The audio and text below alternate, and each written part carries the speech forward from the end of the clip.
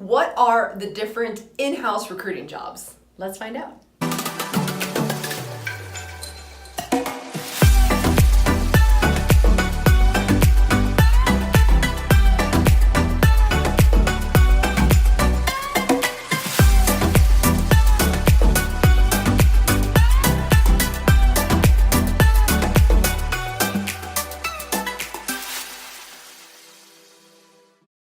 Hey, welcome to the Millionaire Recruiter. I'm Brianna Rooney, your Millionaire Recruiter. And if you haven't yet seen this amazing channel, it is all about making you the next Millionaire Recruiter. And I know that can sound a little overwhelming sometimes, so take it one step at a time. And I do these awesome videos every Thursday at noon, where I love it when you like and subscribe and, just talk about all the cool recruiting stuff, because it's the amazing career that not a lot of people know about. Today I want to talk about what are all the jobs that you can have as a recruiter that's not in an agency, because there are definitely a lot of you who are a little terrified of commission, and that is fine. Maybe it's not for you, but guess what? The recruiting industry as a whole is an amazing, fulfilling career, and don't let that, put you down or defer you to somewhere else, because this is definitely still the spot for you.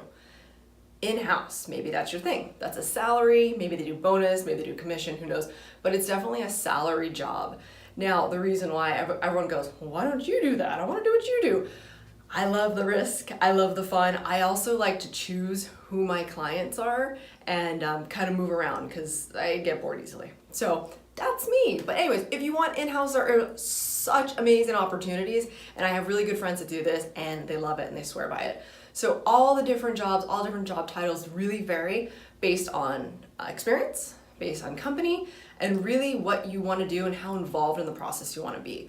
So if you watched the video last week, you knew all the jobs that you can do at an agency, which there's about 4 of them, but I think it kind of like you can progress and build up. So I'm going to start what I feel is the bottom for in-house, and that's going to be recruiting coordinator. And recruiting coordinator is exactly what you would think. You're going to handle a lot of different schedules. But by the way, this is still an amazing job and something that is important, because what people don't realize is that there's so many schedules that go on, not just the candidates, not just the one hiring managers or maybe the recruiter who does that first call, but with multiple people. And not just, I'm in tech, if you guys don't know that, but so not just the software engineers, but there's all different industries that they're gonna have to talk to multiple people in order to land that job. So keeping calendars set for interviews is super important and crucial. So after that, I would definitely say, hey, maybe a sourcer would be something great for you. And what are sourcers? The same thing like it's in an agency. You are the hunters. You are the ones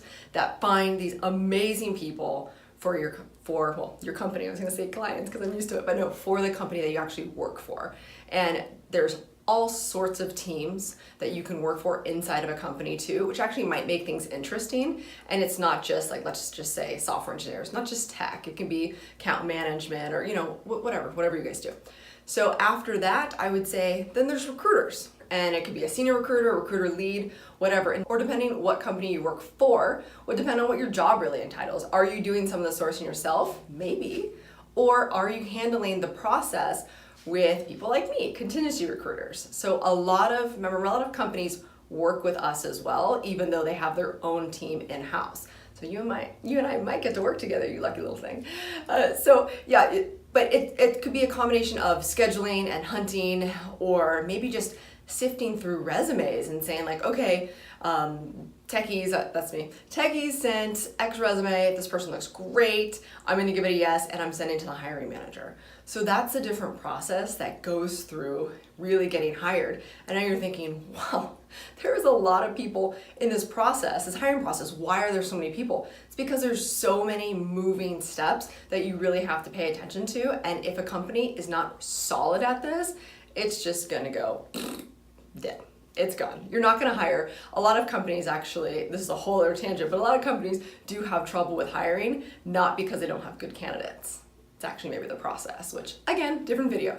So, okay, after you are now the recruiting lead, maybe it's now head of recruiting at a startup or at Google. Remember, there's all different types of companies that you could do this for. And head of recruiting is really you're overseeing the whole process. You're making sure the process is good. You're making sure that your recruiters are having a timely response, meaning they're getting back and closing the loop on candidates. Do they need to be forward?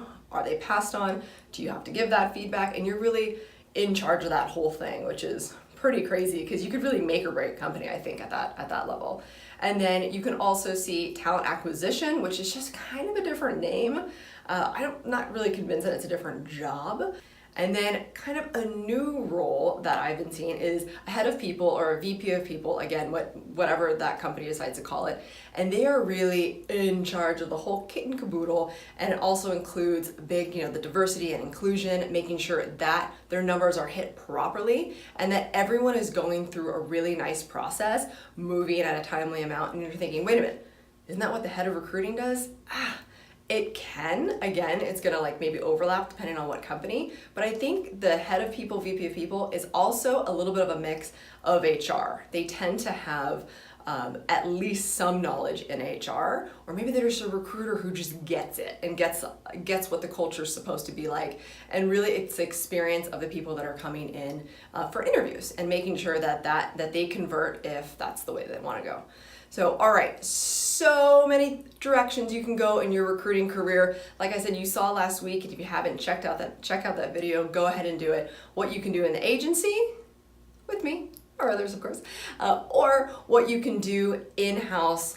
And if you don't want to go that commission route, there's still a lot of amazing recruiting jobs you can do. And I can absolutely help you get there. And what's cool about my program on themillionairerecruiter.com is it's actually for recruiters that want to up their game and also people who are like, I don't have any experience, but this recruiting job doesn't necessarily need experience, but I want to get ahead of it so I know that I'm trained correctly. So remember, this is not an industry yet that's trained correctly. So get ahead of the game. Come join me with the Millionaire Recruiter. And don't forget, I'm here every single week, Thursday at noon. Now, money is just the vessel that gets you to where you want to go and to do all the cool things you want to do. So go live your life, and I'll see you next week.